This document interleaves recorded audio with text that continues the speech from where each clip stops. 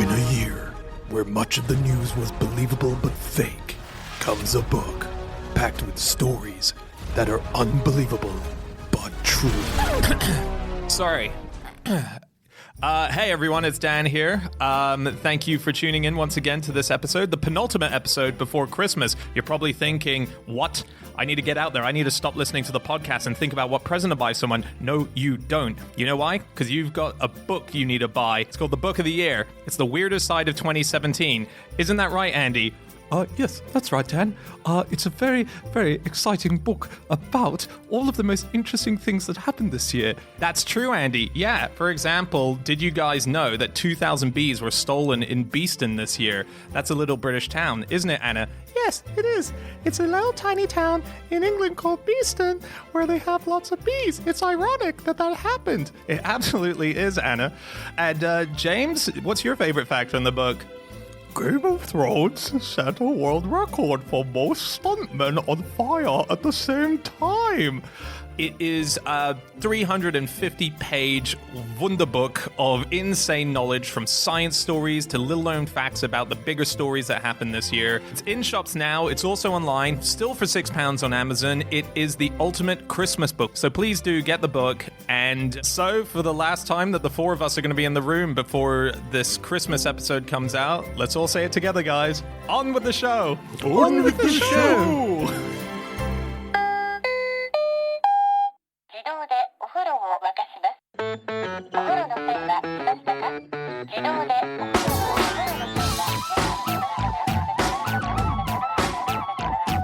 Hello and welcome to another episode of No Such Thing as a Fish, a weekly podcast, this week coming to you from Wimbledon!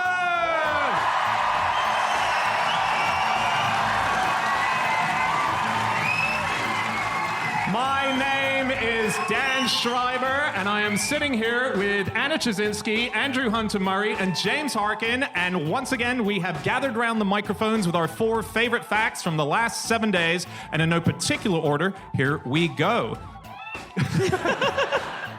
Very good. We'll keep it in. We'll keep it in, yeah. This week, starting with my fact. My fact this week is that the telephone dialing code for Cape Canaveral, the famous rocket launch site, is 3, 2, 1. Is that amazing? This was changed in 1999 after a petition. Obviously, Cape Canaveral, very famous for its connection to NASA, for rocket launching, for so on. They just said, let's just have a new dialing telephone number, and that's what it is now. 3, 2, 1. So cool. Thank you. But did they steal it off anyone? I think they did, actually. There's a town that's really pissed off now. Yeah. I think they stole it off Chicago, didn't they? It was supposed to be Chicago. Yeah.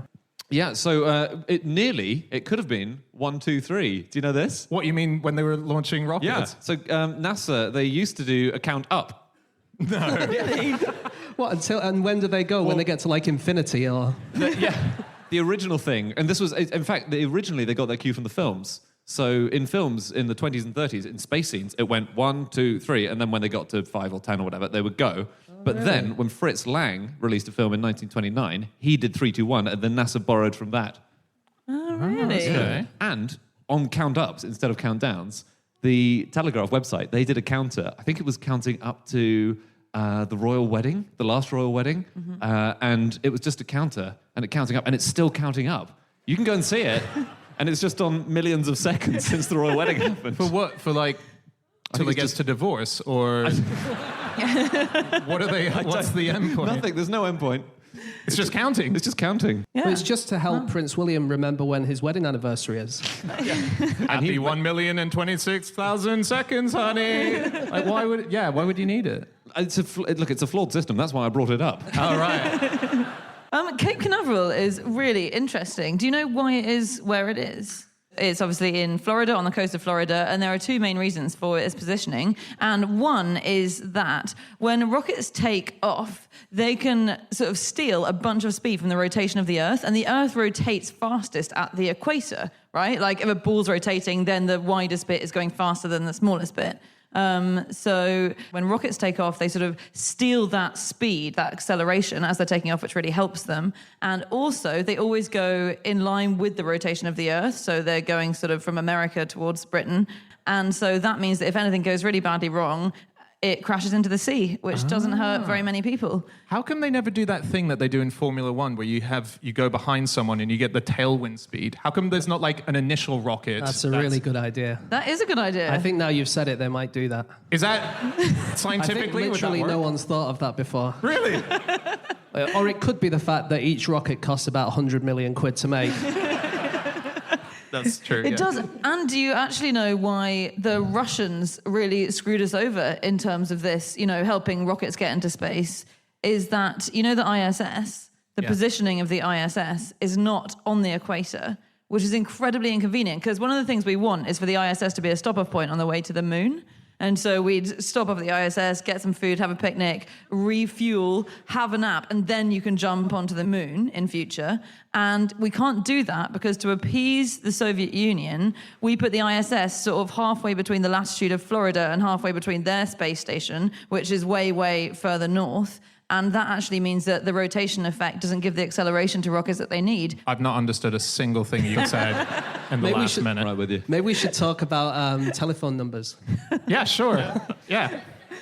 So Dan's telephone number is also... when they first came up with the idea of area codes and stuff like that, basically before that, you would kind of ring up an operator and say, put me through to Chicago, whatever. But when they came up with a number system, there was an anti-digit dialing league who tried to stop the idea of having phone numbers rather than phone words. And this was in America, and it was organized by a guy who the internet calls famed semanticist S.I. Hayakawa. And I want to be a famed semanticist. That's an amazing title. But he said that of this idea of giving numbers rather than words, he said these people are systematically trying to destroy the use of memory. Wow. He says, they tell you to write it down, but try writing a telephone number down in a dark booth while groping for a pencil and gasping for breath. What? Where is this phone booth? In a sulfur pit or something. They were super anti, though, weren't they? They were. They thought it would be dehumanizing. There was, a bunch of leagues that were set up to attack the creeping numeralism, they called it, and the cult of technology. And actually, the man who came up with the idea that phone numbers should be numbers rather than a name, because all the letters were sort of getting used up by that point, all the three-letter letters. So the man who came up with the idea of changing us all to numbers was at a party once, and he was approached by someone who said, "How does it feel to be the most hated man in America?" Wow. Rough. That is bad. So these people who were from the Anti-Digit Dialing League, they tried to protest by phoning up operators, and rather than giving them the number as anyone else does, they said, operator, get me S.I. Hayakawa at 4,155,842,301. So they said all of their phone numbers as actual numbers. Oh, that's great. Wow. And they said, if they want digits, we'll give them digits. And hanging up the phone was invented that day. Have you guys heard of a rapper called Soulja Boy? Yep. Because I haven't. No. But I do know Have one you? thing about him. So when he was a lot younger, this was in 2009, he listed a phone number at the start of his song, Kiss Me Through the Phone. He just read out a string of phone numbers, 12-digit number, and as a result of him reading out that number, a family in Oldham who owned that number got bombarded with 60 phone calls every day for months saying, is Soulja Boy there, please? And the householder was a woman called Catriona Howard Smith, and she said, we just tell them that he doesn't live in Oldham. That's very similar to Bruce Almighty. You know the film Bruce Almighty? Yeah, Jim Carrey. Yeah, exactly. Where there was a real phone number used in Bruce Almighty that belonged to God, and the tradition is in America, if you're making a film, the real phone numbers that you use in the film start with 555 because then it won't be taken. But they sort of contravened this rule, and so they just said a number that actually existed, and the film Bruce Almighty got in real trouble. So the number was 776-2323, and a bunch of people all across America got phone calls asking to be put through to God. And these numbers included, one of the numbers put people through to a church in North Carolina, and the other went through to a pastor in Wisconsin and saying, can I please get through to God? To which you would start thinking, wouldn't you? If you were a pastor and you got a load of phone calls for God, you might start thinking, I don't know, I'm not God. Is this how he would tell me? No, but I read an interview with one of the guys, one of the church pastors, and he did get the calls, and they would say, is God there? And then he would be able to go, actually, yes, he is. Actually, he's everywhere. Yeah. But they changed it for the DVD release. Okay. Just in But case at you were least worried. you've not just read it out now. Yeah. Okay, it is time for fact number 2, and that is Chazinski. My fact this week is that the world's largest honeybees make hallucinogenic honey, and you're only allowed to collect this honey if you've had a specific dream. So, to start from the beginning, these are Himalayan giant honeybees, and they make what's called mad honey.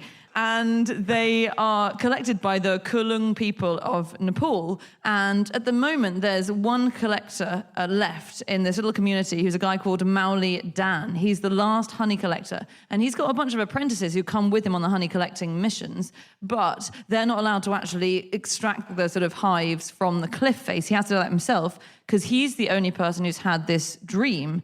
And the dream he had was 42 years ago, so he's been doing it for a while. He dreamt he was caught in a spider web, he was saved by a monkey, and he woke up and it became clear to him that the monkey was a spirit guardian called Rankami that they believe in. And so that means Rankami is the spirit of bees and monkeys. And so that meant Rankami was saying, you can steal our honey and you'll be okay. And did the rest of the people go, that guy's clearly nuts, he'll definitely be able to go down the side of a cliff and attack a beehive? Maybe it was that. Yeah. No, it was his father's father before him. But they have this serious problem now because it's a real source of income because it's quite valuable. But no one else has had the dream. So he's got this apprentice. And this apprentice says, I really want to collect the honey on the really dangerous cliff face but I just haven't had the dream. And he can't lie about the dream? Well, No. No, what I mean is everyone here now knows about the dream. Does he not know about the dream? No, they all know about the dream, but of course you can't lie about the dream. This is a spiritual mission you've been given. The idea is that if you collect the honey without having had the dream, then you'll be cursed forevermore. Why would you lie about it, Dan? Yeah, Dan. Yeah, Dan. Sorry. No. Think about what you've done, Dan. Sorry, it was a long article. I've been sort of brainwashed by it. It's an amazing article. It was in National Geographic, and I really would recommend it. It's really good. Do you know what else they do, these bees? They do Mexican waves. They nest in the open, right? They have a single flat comb on the cliff face, okay? They nest out in the open, and they've got 7 or 8 layers of bees thick on the outside for warmth. And when a predator approaches, their method is to do a wave pointing their abdomens out into the air, so all their stingers are facing outwards, and they do it in a Mexican wave form. Really? And that notifies the bees on the other side that there's a predator approaching, and they then do it too. Okay. Yeah. Like the Mexican wave in football stadiums notifies the people on the other end that there's a Mexican wave coming. Yes. But in that case, the predator is the Mexican wave. Yeah. So this mad honey, it's from plants from the rhododendron plant. Is it something like that? Yes, it's bees that pollinate using the rhododendron plant in spring, and then that makes them make the mad honey. Right, but it's been known about for millennia, hasn't it? Like the Romans wrote about it, the Greeks wrote about it. Yeah.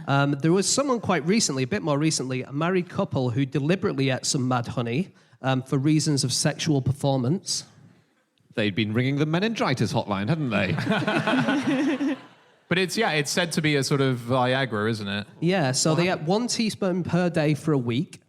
And then after a week, they decided to crank it up and had a full tablespoon each. But unfortunately, that meant they suffered from confusion, chest pain, low blood pressure, and a slowed heartbeat. And they had to go to the hospital, and it turned out they both had a mild heart attack. Whoa. God. Yeah. No, not sexy? Okay. It could be worse. I read that if you have too much of it, your body purges itself from both ends, and then you go intermittently blind, have a sound wave pulsing in your head, and then you're paralyzed for a day. Not sexy? Not sexy. Yeah, apparently you're suddenly seized at one point with the urge to simultaneously urinate, defecate, and vomit, and then you do all of those things. But then I think it's the purging process which creates the spiritual awakening. Have you guys heard of Dawson's bees? Dawson's bees. No. Dawson's bees. This is so cool. They are so aggressive that during their mating sessions, all the males bite each other to death. Not all of them. No, all of them. All of them in the mating process. How does the mating happen then? Well, I think they're kind of mating and biting at the same time. But basically, all the males Not die. sexy. Not sexy. but sexual. Yeah. So the entire generation of males is wiped out, and the only ones left behind are the females, and they just get along with each other fine. And then they raise the next generation of males who kill each other and leave the females to get on with it again. Wow, that's amazing. Yeah. And, it's something to take a note of, I suppose. Right? Yeah. I've read that a lot of honey that we buy in shops these days are not as honey-ish as they can be. They sort of get watered down in the process, and they disguise it because it's very hard if you're just going through honey to be like, that's been watered down. And it's a big industry. It's like a mafia-style industry, and they call it honey laundering. And genuinely, it's called honey laundering. And So good. yeah, something like 75% of honey that we have in shops has been watered down, so it's not in its purest state. 75%? I made that bit up, but Sure. it was. It's a stat like that kind of thing. Oh, yeah. Yeah. There were Victorian honey launderers, and they did exactly the same thing. And they would, I think they just used syrup, or sometimes they just used glucose. They just poured it into a jar, and for added verite, they would sprinkle in a couple of wings and legs. So you would think, good, this is proper honey.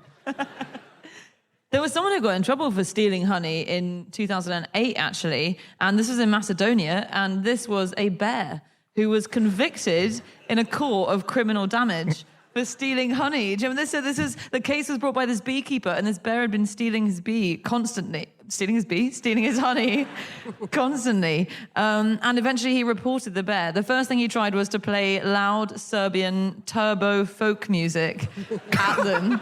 So, yeah, he took the bear to court, and the bear didn't actually turn up in court. And so the state had to pay the fine. It was about £1,800. Imagine being the cellmate who gets stuck in with the bear. What are you in for, mate? Got caught in a honey trap.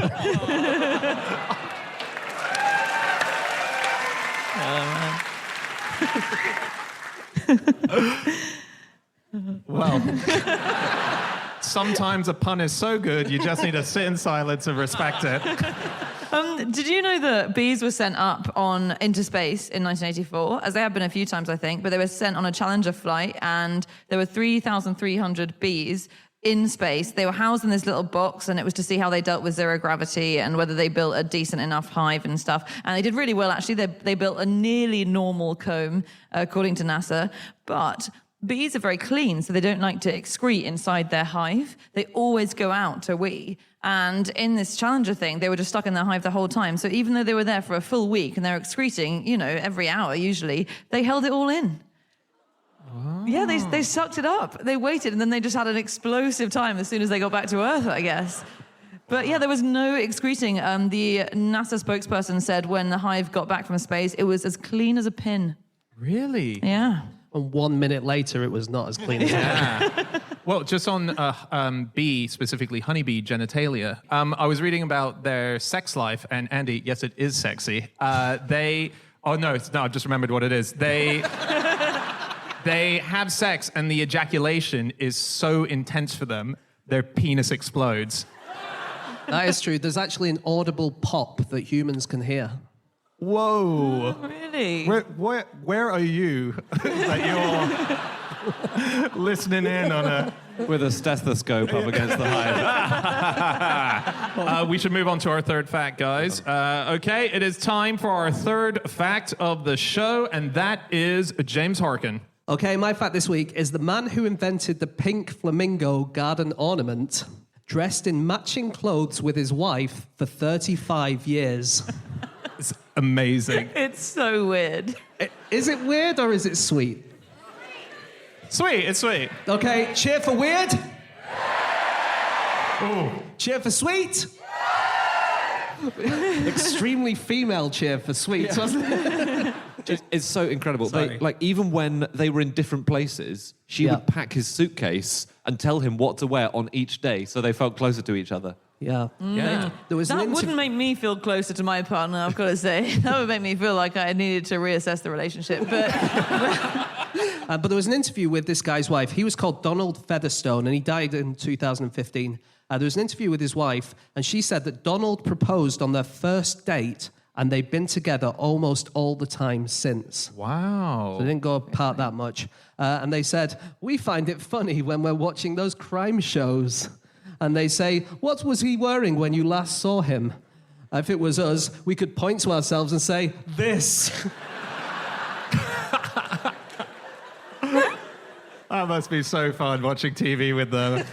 oh my God. Hey, by the way, we should just quickly explain the absolute cultural massiveness of this character. He created these pink flamingo ornaments. Picture that ornament in your head. That's the one that he invented. And Well, thanks for clarifying that, Dan. picture the other one. That's not the one. It was the one you thought of first. And so he created the pink flamingo, and it was ginormous. It was small, but the production line of it was ginormous. They sold a fuckload of them, is what you were saying. Yeah. There's something like 50 million out there in the Yeah. world, and it was a casting mold that he made of a flamingo, and he'd done lots of different animals, and they all had mild success, but not flamingo success. Charlie the Duck was quite big. Yeah, the duck was bigger than the flamingo for 3 decades. Was it? It was only in the late Really? 80s that the flamingo overtook the duck. in Which I sales can't even numbers. picture the duck. Just imagine that duck. He did that. Yeah. And he based it on a real duck, didn't he? That he bought a duck and he kept it in his sink. And he built a model of this duck, probably really unhappy looking duck, that he tried to sell. Yeah, called Charlie. And he set it up with mirrors, in his words, so it would think it had friends. This is the best couple ever. This is so it's exciting. amazing, They right? also had, they had 4 different wardrobes, physical built wardrobes in their house. And in each wardrobe was the different season that they had of the clothing relative to the season. So it's summertime, let's go to wardrobe number 2, and they would open it, and there would be the matching his costume and then her costume, and then the next version of the matching her costume. And then they had a special 5th cupboard that was specifically for the flamingo-based outfits. Oh, was it? And they would occasionally go to the 5th cupboard and go, it's Flamingo Day, and they would wear it. Just on garden ornaments. Sure. Yeah. Do you know what the first garden ornaments were? Or these were very early garden ornaments. I don't know if they were the first. Like gnomes? Or... They were like gnomes. They were ancient Greek statues of the god Priapus with an enormous erection. Absolutely massive. And the basic message was, if you come in here, Priapus will chase you.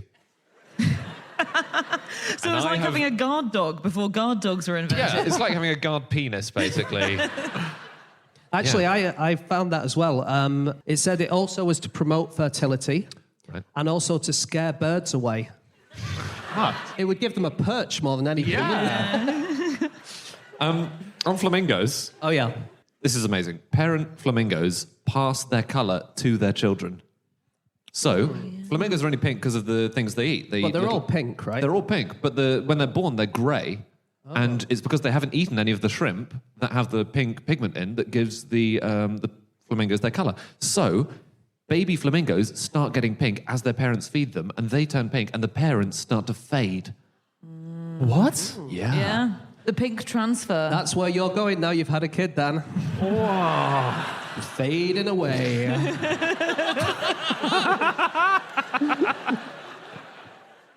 They are the ultimate metaphor for mortality. Amazing. Wow. So we've discussed this before on the TV show. So you know how the bird joint that looks like the knee and bends backwards, that's actually the ankle, right? And their knee is actually up right by the body, so you can't see their knee. Then the ankle bends backwards, and then they're standing on their tiptoes, basically.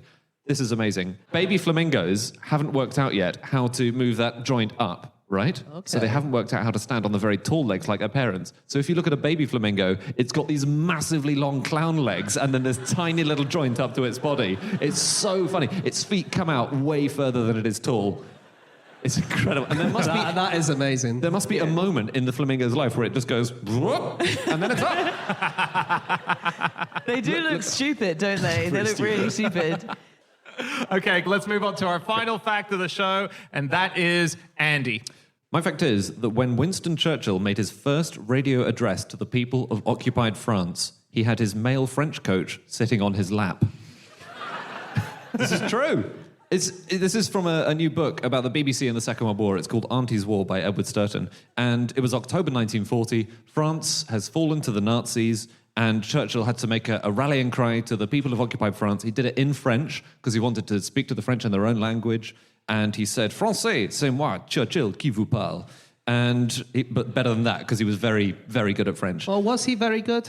Well, he had his French teacher sitting on his lap. Because I read on winstonchurchill.org, who you think would be on his side, that his French was variously described on a scale from poor to execrable. Oh. It was very controversial, his ability to speak French, I think, wasn't it? I think de Gaulle wasn't impressed at one point, and he spoke with a deliberately very English accent. Yeah, so he would say Marseille instead of Marseille, and he'd say Calais, but he deliberately mispronounced these things, didn't he? Yeah. But he was on his... What was he going to do while he was on his lap? He was just giving him extra tuition. But how? But because he could do that sitting next to him. No. The thing is, the room was so small they were in. I know this it sounds bad, doesn't it? But it was a different time in the 40s.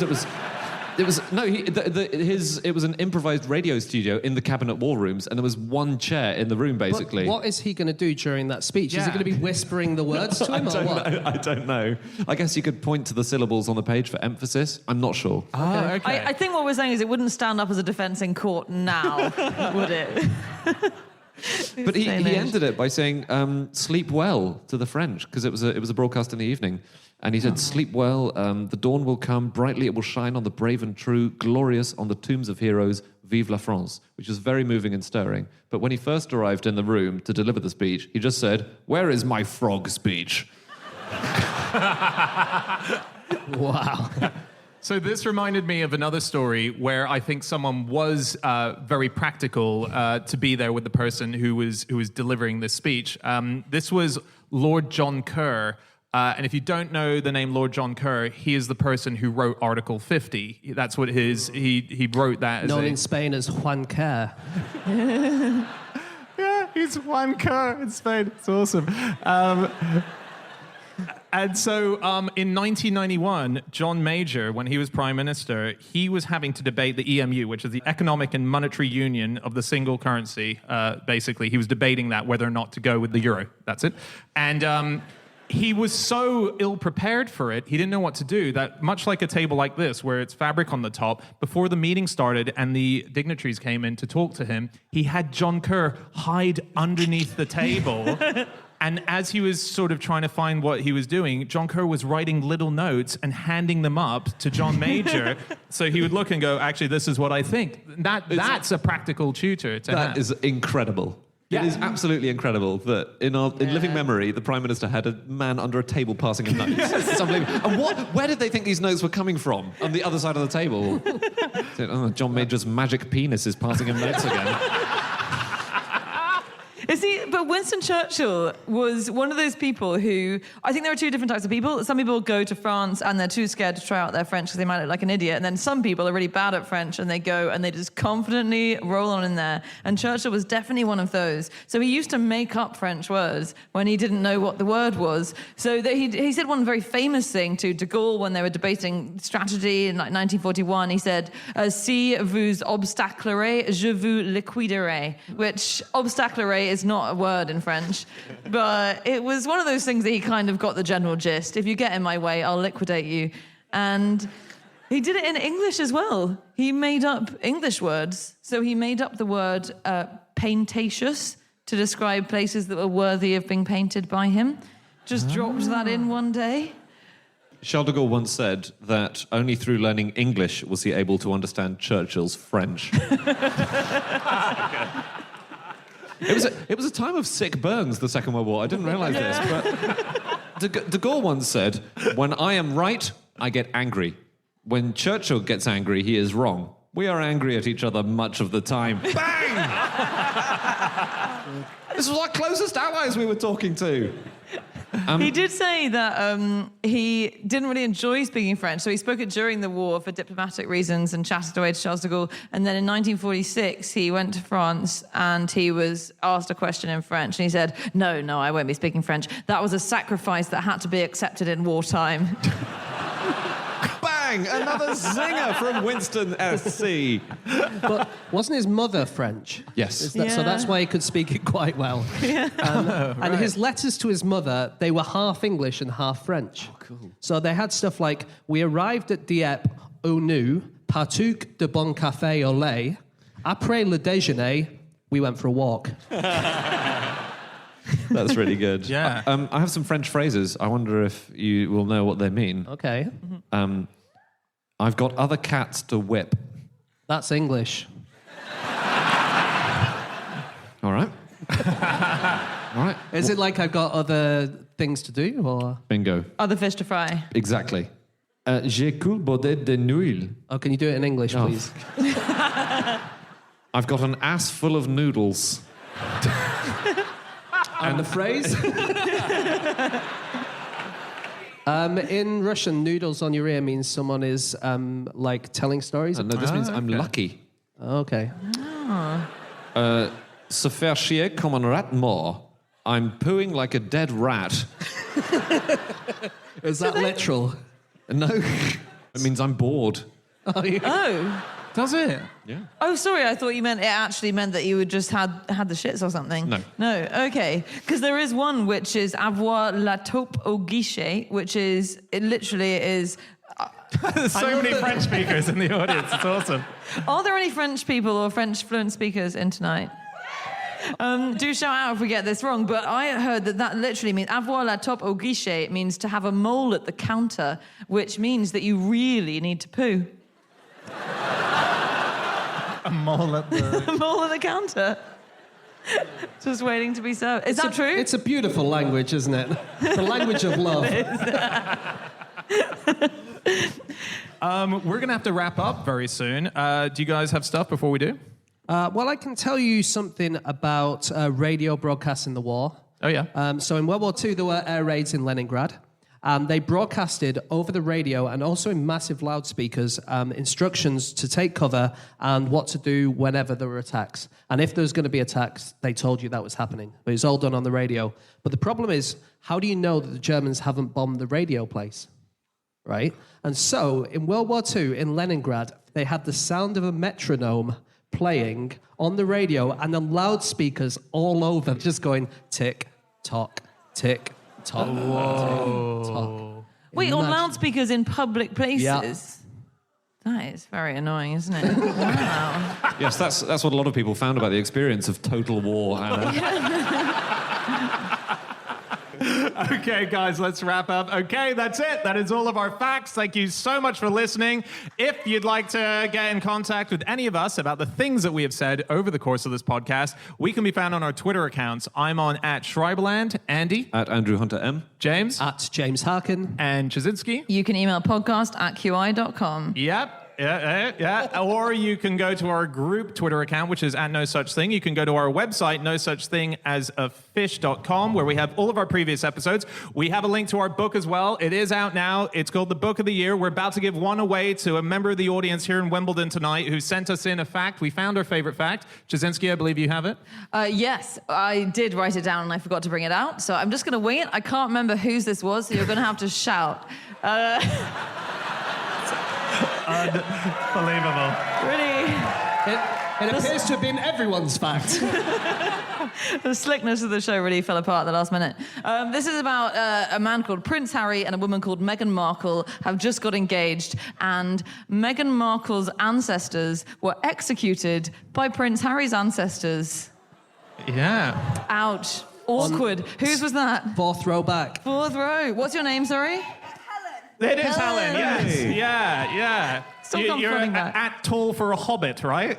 Yeah, cool. Come and grab a book after it. Yeah, come and grab a book afterwards. Guys, thank you so much for being here. And by the way, we're going to be out the back there. If you want to buy a copy of the book, we're going to sign copies of the book. So please do come say hi. And we have a very special ending for this evening because usually we go out on the played theme tune. But tonight, of course, we have Ash Gardner here. So why not? We're going to play the song live as we go out tonight with Ash singing the actual song. Yeah. So please welcome to the stage. It is the lead singer of Emperor Yes, Ash Gardner, everyone.